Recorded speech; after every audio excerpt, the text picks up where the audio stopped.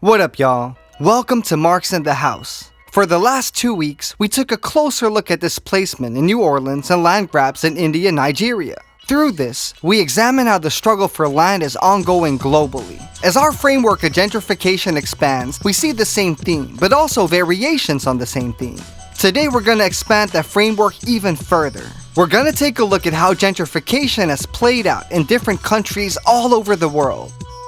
Can't afford rent, getting gentrified. Marx in the house, about to tell you why. Let's start off with Indonesia. Now, the story of Indonesia's gentrification starts off as a classic one. Neoliberal restructuring after 1998, readjustment program by the IMF. This program was meant to restructure Indonesia's economy around raw materials, cause, that's what the imperialist powers needed. This restructuring led to land grabs, which led to proletarianization of the rural population. Okay, it's a classic so far. But what's interesting is that after the economic crisis of 1997, the urban poor of Jakarta reclaimed a shit ton of abandoned and idle land and started to develop it. And guess what?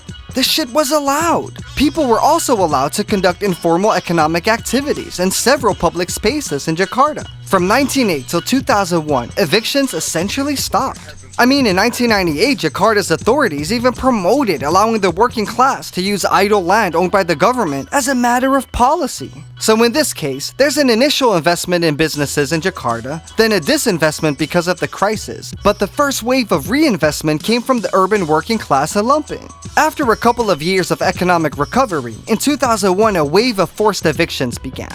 Now look at that insane condensed timeline, right, compared to gentrification in Harlem, for example. This was from 97 to 2001. From 2009 onwards, infrastructural development has become the main expenditure of the city's budget. And disgustingly, the forced evictions are funded under infrastructural budgeting. In 2014, the city administration allocated mad money for fighting illegal settlements. Land value in turn is being upped by developing reservoirs, constructing city parks, railways, and toll roads. Using public transport and infrastructure to both up the land value and displace people seems to be a global gentrifying tactic. In Rio de Janeiro, a rapid transit bus system during preparation for the Olympics increased travel and operations from and to the area of Barra da Tijuca. Land prices bumped up in the eastern area on average by 190% from 2009 to 2013. That's 4 fucking years. They force evicted 20,000 families. This shit is gentrification on steroids. Now in Rio, it's the state working together with gangs in the favelas that displace people. A quote from somebody in Rio who faced it firsthand.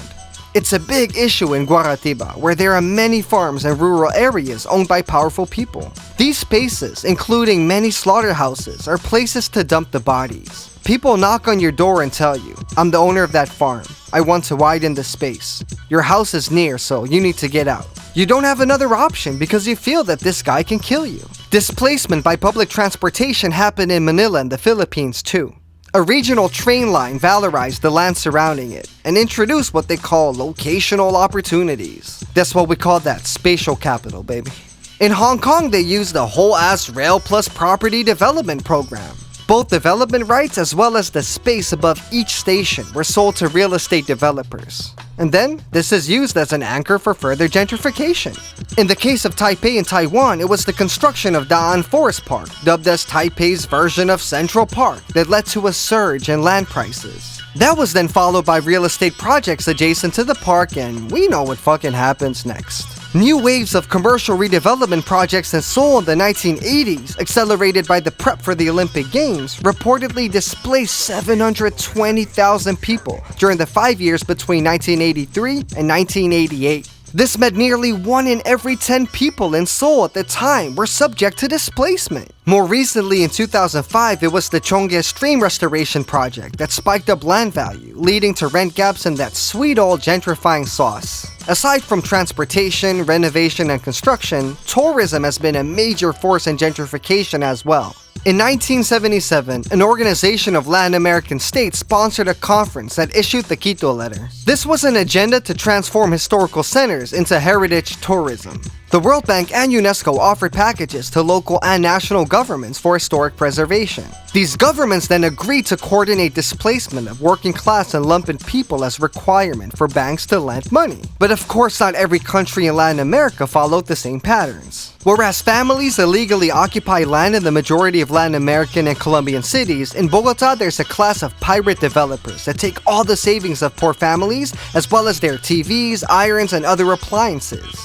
These families buy illegal lots from the pirate developers and build their own houses. But because the sale's illegal, police come at night and burn the cardboard and asphalt sheet settlements, ironically considering it a land invasion. Now okay, this seems like a lot of random information, right? This is just a really quick overview to show that this shit is happening everywhere. But also to show that even though gentrification is a universal phenomenon, it shows up in particular ways in different countries. It's not just the block-by-block gentrification that seems to be the main deal on a worldwide scale. Circuit switching is happening through huge redevelopment projects, which require crazy land grabs and displacement. I mean, as we've already seen in India and Brazil, the numbers are unbelievable. In Beijing, about 500,000 residents were affected by redevelopment projects in the 1990s. Then, between 2000 and 2008, another 1.5 million residents were expected to be affected by redevelopment projects. In Shanghai, 746,000 households between 1995 and 2005,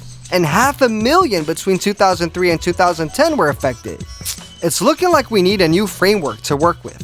Let's go back to when gentrification was coined by Ruth Glass in the 60s. Back then it was described as a long-term process of neighborhood change. Displacement happened slowly and crib by crib.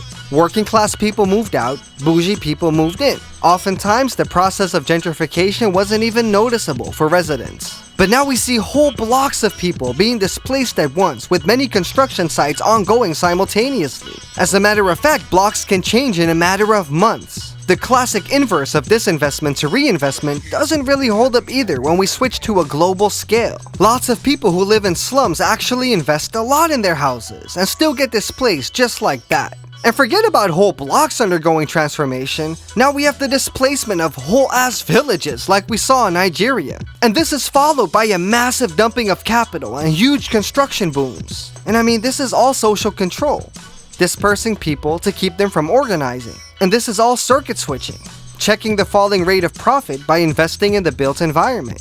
This is all imperialism, opening markets in other countries by force, dumping capital and fucking up their economies. This is all gentrification. Capitalism is constantly transforming. So does the function of gentrification.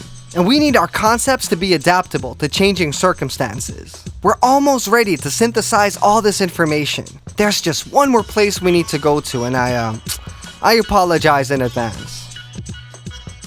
If you enjoy Marx in the House, please consider donating to my Patreon and or sharing this video with friends and comrades. It's my goal to make a lot more video series analyzing art, history, and politics through a Marxist lens. If you enjoyed this video, you'll enjoy the other ones that magically popped up on the screen. And look up Space Baby on Spotify to check out my music. Peace, love, solidarity, Space Baby.